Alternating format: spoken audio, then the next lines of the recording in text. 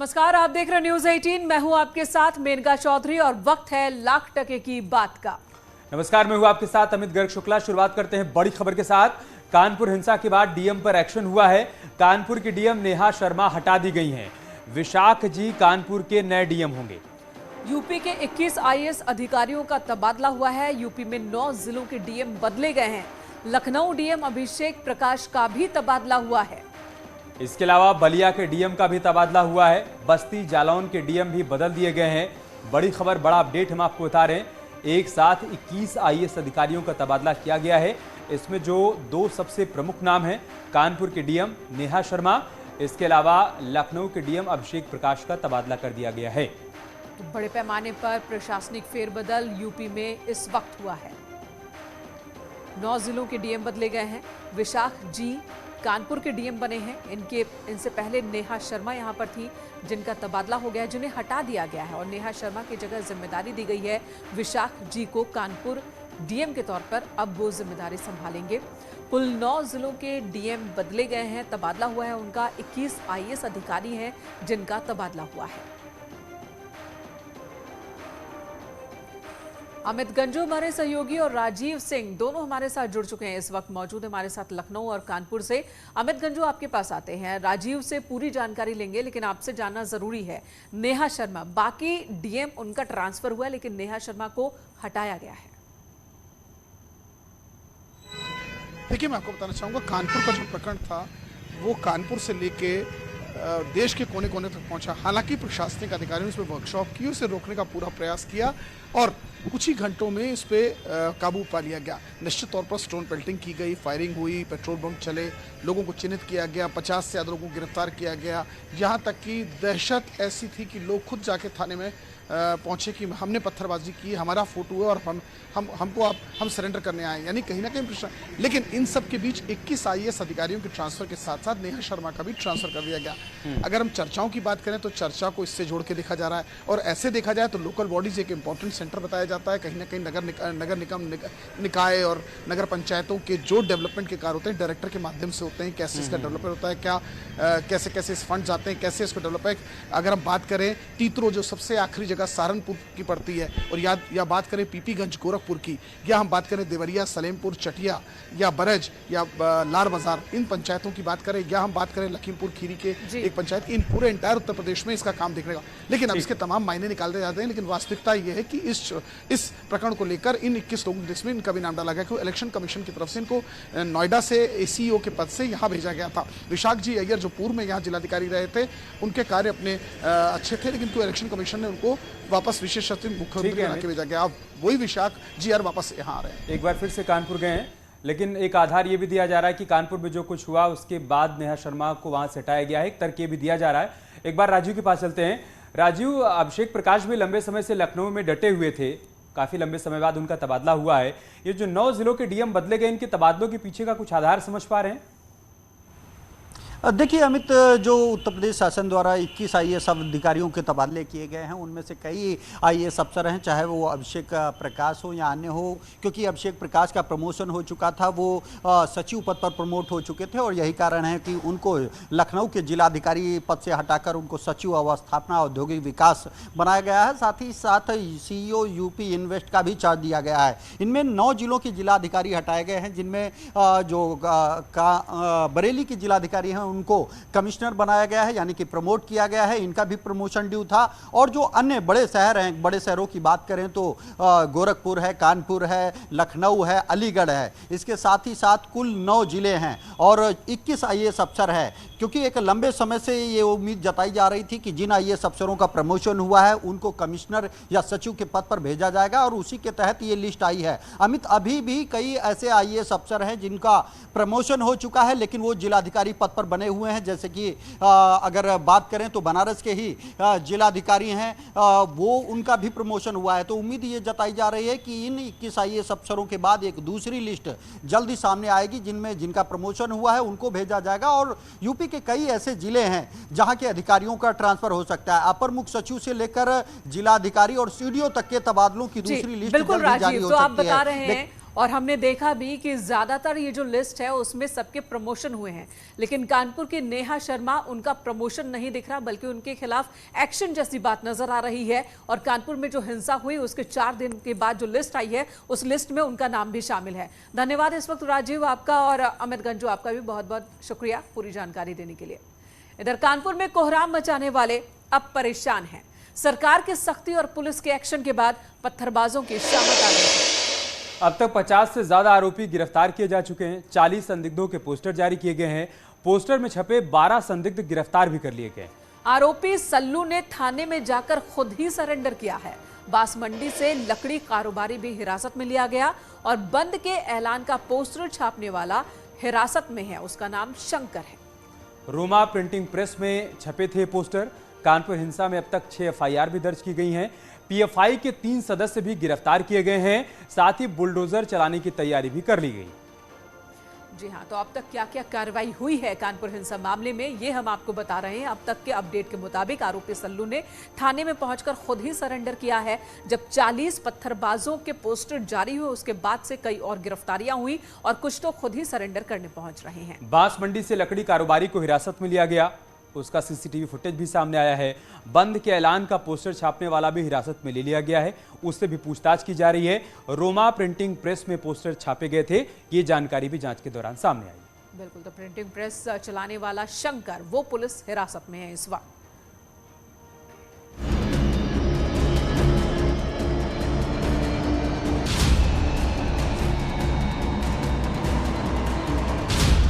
कानपुर को हिंसा की आग में जलाने की साजिश रचने वालों के खिलाफ एक्शन जारी है।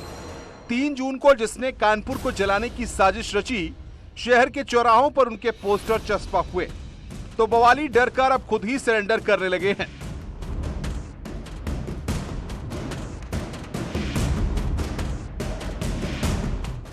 सोमवार को पुलिस ने कानपुर में जगह जगह आरोपियों के पोस्टर चस्पा किए थे, जिसके फौरन बाद सल्लू नाम के एक आरोपी ने सरेंडर करना ही बेहतर समझा। योगीराज का खौफ ही ऐसा है कि यहाँ अब कोई भी दंगा करने या माहौल खराब करने की कोशिश करता है तो वो किसी भी सूरत में बच नहीं सकता। कानपुर सहित उत्तर प्रदेश में कोई दंगा करने की कोशिश करे, कोई गुंडागर्दी करने की कोशिश करे, अपराध करने की कोशिश करे और वह अगर ये समझे कि वो बच जाएगा तो वह युग अब समाप्त हो गया है। अब कानून व्यवस्था का राज है और इस समय कोई गड़बड़ करेगा तो उसे उसकी सजा भुगतनी पड़ेगी। कानपुर हिंसा के बाद जिस तेजी से एक्शन लिया गया उससे ये भी साफ है कि उत्तर प्रदेश में कानून अपने हाथ में लेने की हिमाकत करने वालों को हर हाल में जेल की हवा खानी पड़ती है। पुलिस साफ कर चुकी है कि पत्थरबाजों को चुन चुनकर पकड़ा जा रहा है और आगे भी ये सिलसिला जारी रहेगा।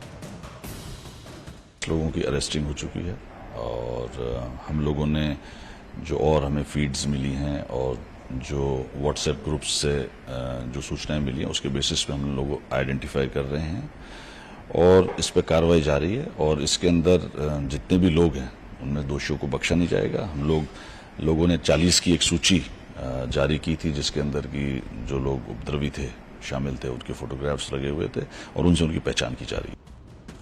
पुलिस ने वीडियो फुटेज और CCTV फुटेज के आधार पर कार्रवाई शुरू की, जिसके बाद आरोपियों की धरपकड़ जारी है। हिंसा का मास्टरमाइंड जफर हयात 14 दिन की जेल जा चुका है। ये भी साफ हो चुका है कि बंद के पोस्टर जफर हयात ने ही छपवाए थे, लिहाजा पुलिस ने उस प्रिंटिंग प्रेस के मालिक पर भी शिकंजा कस लिया जिसने पोस्टर छापे थे। हयात जफर हाशमी कब आए थे आपके पास? पहली तारीख की रात में। क्या बोला था उन्होंने आपको? पोस्टर छपने 20 पोस्टर निकाल दीजिए, उसको कहीं ऑफसेट पे छपे होंगे इसलिए सैंपल लेके वो 20 पोस्टर ले गया। कानपुर को हिंसा की आग में जलाने की साजिश रचने वालों को चुन चुनकर सलाखों के पीछे भेजा जा रहा है, लेकिन पुलिस की कार्रवाई पर शहर काजी ने न सिर्फ ऐतराज जताया है बल्कि वो तो 3 जून को हुई घटना को मामूली बताकर पूरा मामला ही खत्म कराने पर तुले हैं। असल में ये रखी थी ये जो झगड़ा हुआ है वो थोड़ा मुख्तसर सा था, मतलब 10-20 मिनट आधा घंटा चला होगा मुश्किल से। उसको लेकर के इतनी गिरफ्तारियां नहीं होनी चाहिए जितनी हो रही हैं। बड़ा प्रोग्राम बना लेना, NRC जैसे बड़े प्रोग्राम में इतना बड़ा मसला हो और 10-20-25 गिरफ्तारी हो के मसला खत्म हो जाए और 10-20 मिनट अगर कोई झगड़ा झंझट अगर हो गया आधा घंटा तो उसमें कोई ऐसा भी नहीं, अल्लाह का शुक्र कोई मरा नहीं। चोटियाँ हैं, छोटा बहुत, ऐसा भी नहीं चोटें लगी कि लोग अस्पताल में हों, तो उसको लेकर के सैकड़ों की गिरफ्तारी के प्रोग्राम बनाना, ये शहर काजी का यह बयान हैरान करने वाला है, मगर पुलिस को इससे कोई फर्क नहीं पड़ता। इसीलिए कानपुर में पूरी तैयारी के साथ कार्रवाई की जा रही है, जिससे न सिर्फ अपराधियों को सबक सिखाया जा रहा है, बल्कि एक नजीर भी पेश की जा रही है, ताकि भविष्य में ऐसा करने के बारे में कोई सोच भी ना सके। अमित गंजू के साथ सौरभ मिश्रा, न्यूज़ 18 कानपुर।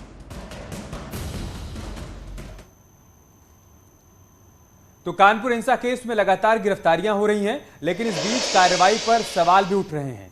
शहर काजी ने पुलिस की कार्रवाई पर सवाल उठाया है और विवादित बयान दिया। शहर काजी ने धमकी दी है कि अगर कार्रवाई नहीं रुकी तो लोग कफन बांध कर निकलेंगे। कदम उठाए गए तो फिर सब पे कफन बांध के लोग निकल भी आएंगे मैदान में, ज्यादा दिन इंतजार नहीं कर पाएंगे। अब ज्यादती की इंतहा, सब्र का इंतहा हो रही है। अगर यही मतलब होना है तो फिर ठीक है, वो हम कानून को तो तोड़ते नहीं, ना कानून को भी तोड़ा हमने, लेकिन ये तो हमें हक है कि ठीक है भाई हम मरने के लिए निकले आ रहे मानो। ये जो झगड़ा हुआ है वो थोड़ा मुख्तसर से था, मतलब 10-20 मिनट आधा घंटा चला होगा मुश्किल से। उसको लेकर के इतनी गिरफ्तारियां नहीं होनी चाहिए जितनी हो रही हैं। बेगुनाहों की गिरफ्तारियां ज्यादा हो रही हैं। दूसरी बात, ये इतना बड़ा मसला नहीं था जो इतनी गिरफ्तारी की जा रही है। एनआरसी का मसला आया, इतना बड़ा मैटर था, सैकड़ों गिरफ्तारियां हुई, हम लोगों ने छुड़वा दिया, छूट भी गई, 10-15 रह गई थी। और कानपुर हिंसा केस में पुलिस ने जफर हयात हाशमी को मास्टरमाइंड बताया है, तो जफर की पत्नी ने उसे निर्दोष बताया है। न्यूज़ 18 से बातचीत में जफर की पत्नी ने कहा कि जफर हयात हाशमी को फंसाया जा रहा है, वो निर्दोष है। पति को फंसाया जा रहा है, सरासर फंसाया जा रहा है। ये मैं नहीं कह रही हूँ, सारा समाज कह रहा है, सारा समाज। एक बात का हमें जवाब दे दीजिए कि कौन सा ऐसा व्हाट्सएप ग्रुप है जो बिना एडमिन के चलता है? नहीं, आप ठीक नहीं, बस एक सवाल से। अरे मैं कह रही हूँ, आप मुझे जवाब दीजिए कि कौन सा ऐसा ग्रुप है जो बिना एडमिन के चलता है? बंद का कॉल हयात जफर हाशमी ने किया था पहले, और जहां तक कि एफआईआर का नुपुर शर्मा का है, वो हर शहर, हर जिले, हर मुल्क से आवाज नुपुर शर्मा के लिए उठाई जा रही है। एक और सवाल सियासी गलियारे में गूंज रहा है, क्या कानपुर हिंसा केस में पीएफआई का हाथ है? ये सवाल हिंसा के बाद से ही उठ खड़ा हुआ है। और अब पुलिस ने 2019 में चिन्हित किए गए पीएफआई के 3 सदस्यों को गिरफ्तार किया, जिनकी भूमिका कानपुर हिंसा में भी मानी जा रही है। पीएफआई को बैन करने की मांग भी बहुत तेजी से उठने लगी है।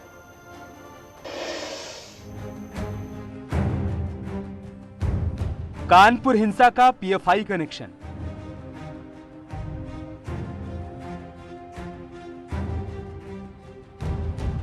पीएफआई के 3 सदस्यों पर पुलिस का एक्शन।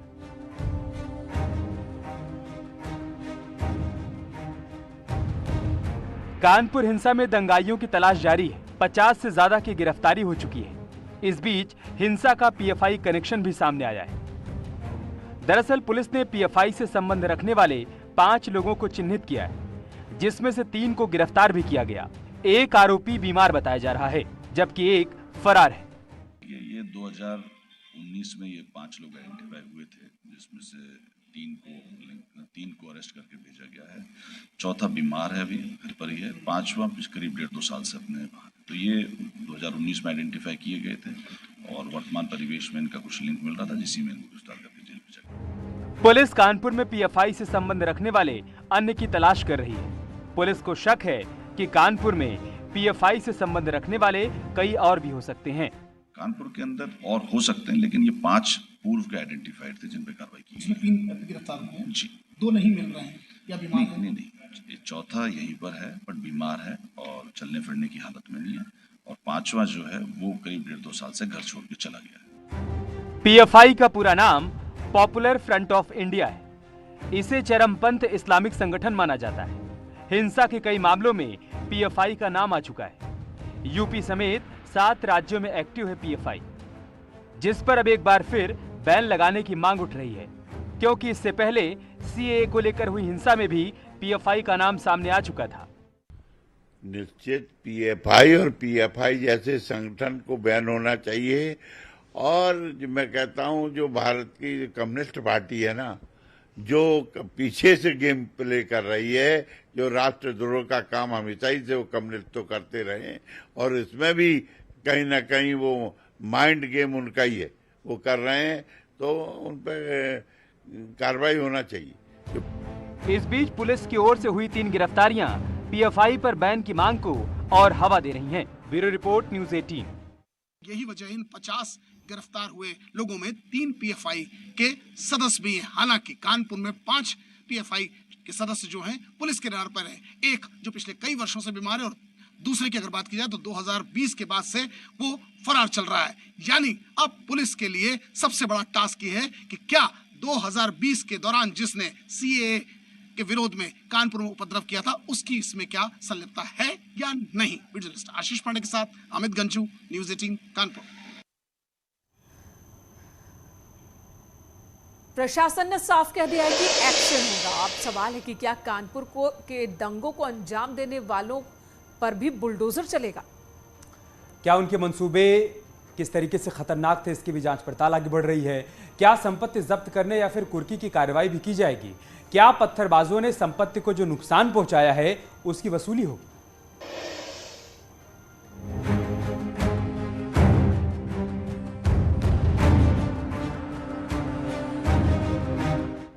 कानपुर में गरजेगा बुलडोजर, दंगाइयों की संपत्ति होगी कुर्क। ये सवाल बड़ा है, क्या 3 जून को कानपुर में हिंसा फैलाने वालों पर बुलडोजर चलेगा? एक के बाद एक आरोपियों की धरपकड़ कर रही पुलिस संपत्ति जब्त करने की कार्रवाई करेगी? क्या गैंगस्टर एक्ट के तहत एक्शन होगा? इन सवालों के जवाब में पुलिस कमिश्नर विजय सिंह मीणा ने क्या कहा, सुनिए।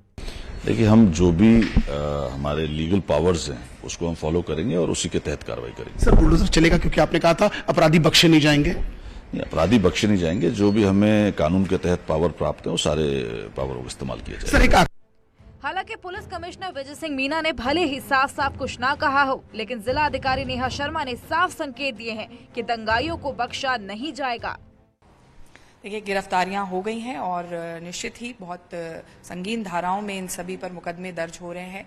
गैंगस्टर की कार्रवाई अगर प्रचलित होती है तो गैंगस्टर में जब्ती की कार्रवाई, ध्वस्तीकरण की कार्रवाई, ये सारी कार्रवाइयां भी लीगल प्रोसीजर में ली जाएंगी। तो आगे कार्रवाइयों का जो दौर है वो और सतर्कता से करने वाले हैं हम लोग और बहुत तत्परता से इस पे कार्रवाई कराएंगे। मतलब ये है कि कानपुर हिंसा केस में हर एंगल से जांच हो रही है और गैंगस्टर एक्ट का मामला बनता है तो फिर बुलडोजर भी गरजेगा, संपत्ति की कुर्की भी होगी। Bureau report.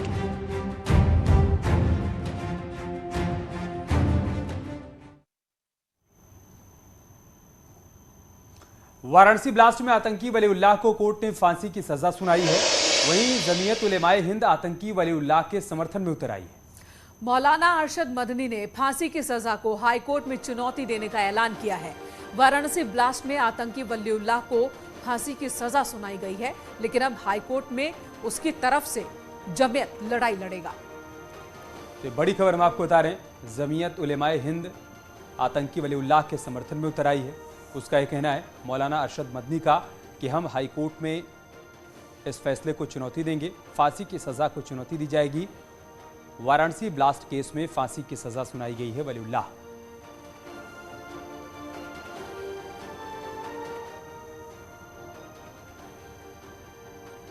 पंद्रह अगस्त 1947 को आजादी के बाद लंबे वक्त तक उत्तर प्रदेश की सियासत में कांग्रेस का सितारा बुलंद रहा। राज्य की सत्ता पर कांग्रेस का कब्जा रहा, लेकिन अब वही कांग्रेस वजूद बचाने के लिए संघर्ष कर रही है।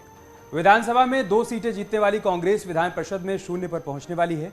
विधान परिषद के 113 साल के इतिहास में ऐसा पहली बार होगा जब विधान परिषद में कांग्रेस का प्रतिनिधित्व नहीं होगा। दरअसल वर्तमान में विधान परिषद में कांग्रेस का एक ही सदस्य है। एमएलसी दीपक सिंह का कार्यकाल 6 जुलाई को खत्म हो रहा है। कांग्रेस के पास अभी किसी अन्य सदस्य को विधान परिषद भेजने के लिए संख्या बल नहीं है। ये आपको बता दें कि 1887 में स्थापित हुई विधान परिषद में 1909 में पहली बार कांग्रेस का सदस्य एमएलसी बना था। तब मोतीलाल नेहरू विधान परिषद के सदस्य बने थे, लेकिन 5वीं पीढ़ी में कांग्रेस वजूद बचाने के लिए संघर्ष कर रही है। यहाँ एक तथ्य ये भी है कि 1989 तक विधान परिषद का नेता सदन कांग्रेस का ही था। इस अवधि में सिर्फ 1977 और 1989 अपवाद है।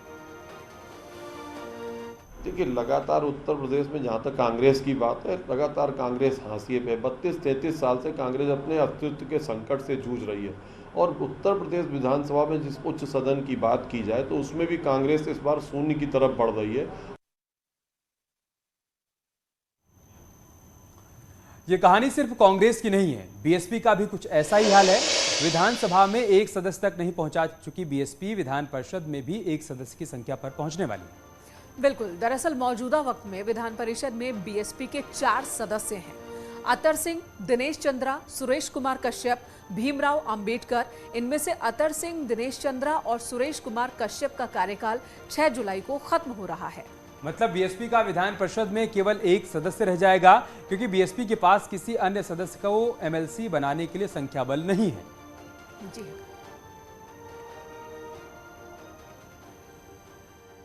और वहीं बसपा जो एक बड़ी पार्टी हुआ करती थी, एक समय कई बार मुख्यमंत्री उनका बना, वो भी संकट से जूझ रहे हैं और उनके भी सदस्य की संख्या 1 या 2 रह जाएगी। मुझे लगता है कि ये एक ऐसा निर्णय है जो जनता के द्वारा किया जाता है, क्योंकि ये सब जनता के द्वारा चुने प्रतिनिधि इनको चुनते और जनता का लगातार विश्वास योगी आदित्यनाथ और भारतीय जनता पार्टी में बना हुआ और उसी का ये निर्णय है जो धीरे धीरे सामने आ रहा है। और अब बात बीजेपी की करते हैं। उत्तर प्रदेश विधान परिषद में विधायक कोटे की 13 सीटों पर चुनाव होने जा रहा है और इस चुनाव में संख्या बल के आधार पर बीजेपी 9 सदस्यों को एमएलसी बना सकती है। इस बीच खबर है कि बीजेपी ने 7 नाम तय कर लिए हैं, जबकि 2 नामों पर अभी मंथन किया जा रहा है। जानकारी के मुताबिक 7 मंत्रियों का एमएलसी बनना तय है। इनमें केशव प्रसाद मौर्य, जेपीएस राठौर और भूपेंद्र चौधरी का नाम प्रमुख है। जी हाँ, और इनके अलावा दानिश आजाद, जसवंत सैनी का नाम भी एमएलसी के दौर में शामिल है। तय माना जा रहा है इनका एमएलसी बनना, जबकि 2 सीटों के लिए कई नामों पर मंथन चल रहा है। इनमें अपर्णा यादव, अश्विनी त्यागी, अमरपाल मौर्य, मोहित बेनीवाल, संगीत सोम और सुरेश राणा के नाम की चर्चा है।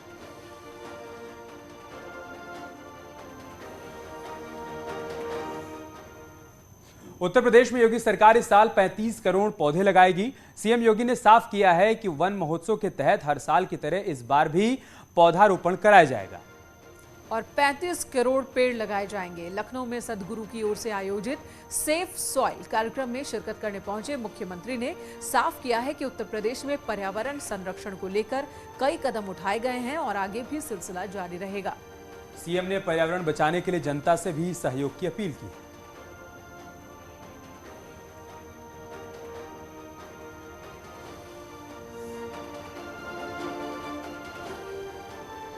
5 वर्ष के अंदर 100 करोड़ वृक्षारोपण का कार्यक्रम भी उत्तर प्रदेश ने पूरा किया, जिसमें आप में से बहुत सारे लोग उत्तर प्रदेश में इस वृक्षारोपण के अभियान के साथ जुड़े होंगे। और वृक्षारोपण में हम लोगों ने एक औपचारिकता नहीं निभाई कि यूकेलिप्टस या पॉपुलर लगा लें। यूकेलिप्टस और पॉपुलर इस 100 करोड़ में नहीं शामिल था। हमने पीपल है, पाकड़ है, बरगद है, आम है, नीम है, मॉरिसरी है, चंदन है, यानी इस प्रकार के वृक्ष लगाए और व्यापक पैमाने पे इस वर्ष भी हम लोगों ने तय किया है कि हम लोग प्रदेश में 35 करोड़ वृक्ष लगाने के वृक्षारोपण के कार्यक्रम को वन महोत्सव से प्रारंभ करेंगे और प्रदेश के अंदर इसे एक अभियान के रूप में लेंगे। यहाँ रुकेंगे एक छोटे से ब्रेक के लिए, जल्द लौटेंगे कुछ और खबरों के साथ।